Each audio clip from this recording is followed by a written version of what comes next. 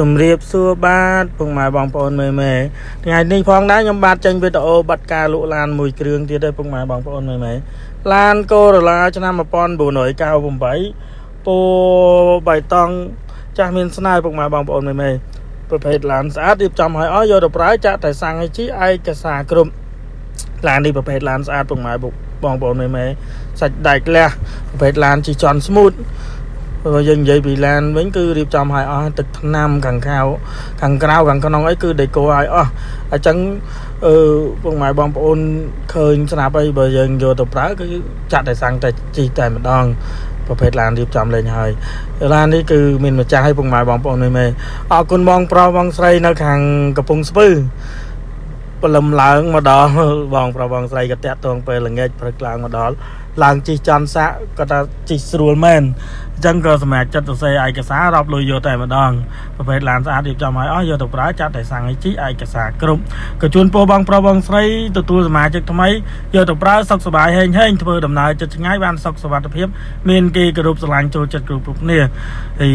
សម្រាប់ពុកម៉ែបងប្អូនមេដែលតម្រូវត្រូវការឡានស្អាតឡានរៀបចំលេងហើយឡានយកទៅប្រើគុណភាព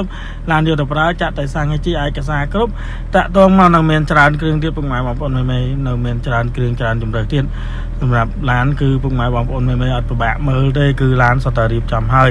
យកទៅប្រើគុណភាពជិះចន់ស្មូតយកទៅប្រើអេមឡានឯកសារគ្រប់យកទៅប្រើ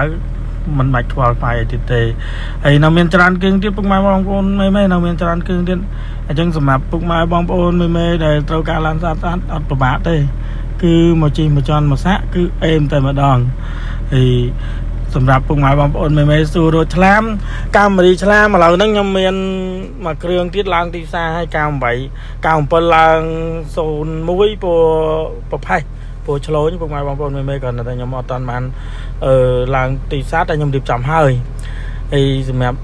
ឡាន CRV ក៏មាន2គ្រឿងទៀតដែរមានកៅ7ទឹកប្រាក់ហើយនិងកៅ8បៃតងហើយសម្រាប់កូឡាគឺមានកៅ4សកៅ5ស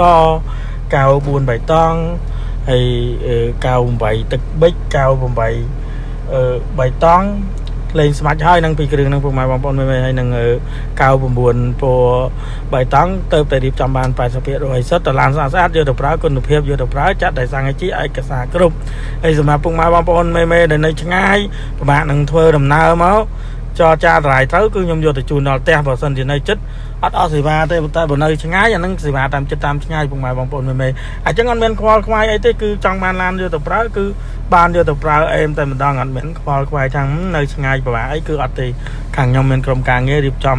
ឯកសារយកឡានទៅជូនដល់ផ្ទះជិះចន់ស្មូតសេឯកសាររាប់លុយអញ្ចឹងវីដេអូមានប៉ុណ្្នឹងទេជម្រាបលាបាយបាយ